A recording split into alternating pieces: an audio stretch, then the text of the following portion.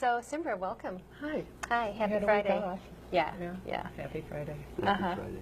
Right in the thick of summer, and we're welcoming Tim Center. It's Reverend Tim Center, and he has a new book, Knowing You Are Saved. But tell me, before we even get to the book too much, about your background. So you retired from the Navy.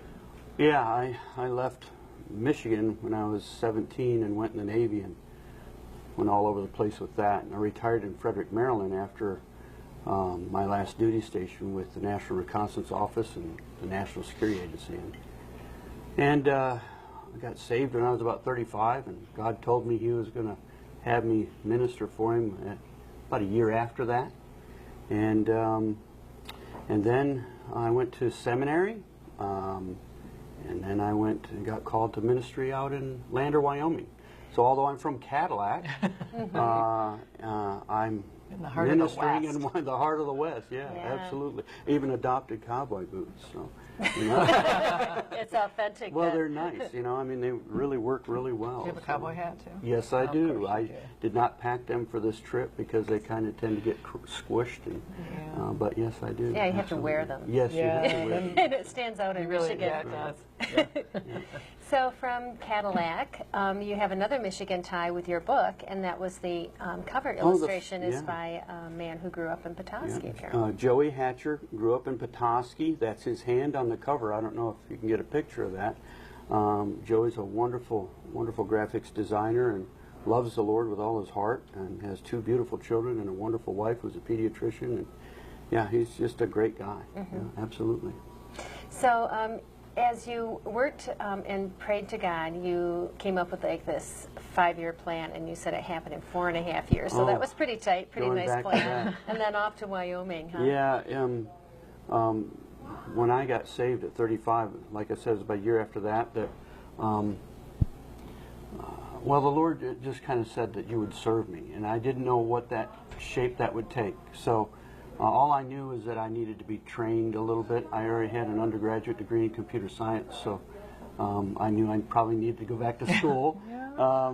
And then I went to Bob Jones to start that and completed a Master's of Divinity there with God's grace. And then I didn't know what I was going to do. I actually thought I was going to be a Navy chaplain. I went through all the certifications. I met all the requirements and exceeded all of them. But the Navy didn't call me to chaplaincy. Instead, a little church in Lander, Wyoming called me to minister. So that's what I did, is I moved out there with my wife. By then, my kids were pretty much grown and gone. So we ministered out there since 2008. We've been there, and the book's a 10-year project over all of those times, studying through 1 John. So John packs a wallop of a message, and it's a very positive message, right? It is. And how does it apply to today? And Well, isn't that what you're doing? Yeah, there's a cacophony of questions about salvation, and do you have to be perfect after you're saved, and what are the challenges in that, and you know, I mean, a lot of those detractors on the left try to point out an error in the Christian's testimony as evidence that they're not saved, but that's what Satan does. So what John is doing in 1 John, he's fighting a lot of that secularism, but it's secularism in the first century. You know, it's not secularism that we see today. Today, right?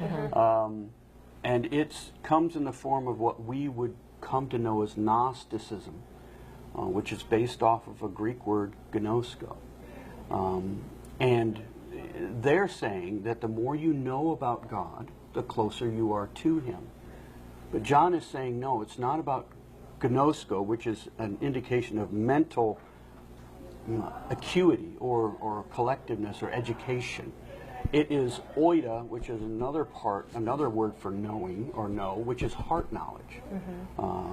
Just as by way of example, women quite frequently know what child they're going to have, boy or girl, before it's born, So because it's We call it in there. intuitive, Right, yeah. right. So Intuition. that's what John is telling these people. First, it's in your heart, and then it comes to your head. And the more you know of Him in your heart, and the changes in your life that exemplify those things are those evidences. And that is what he's pointing to all through this letter.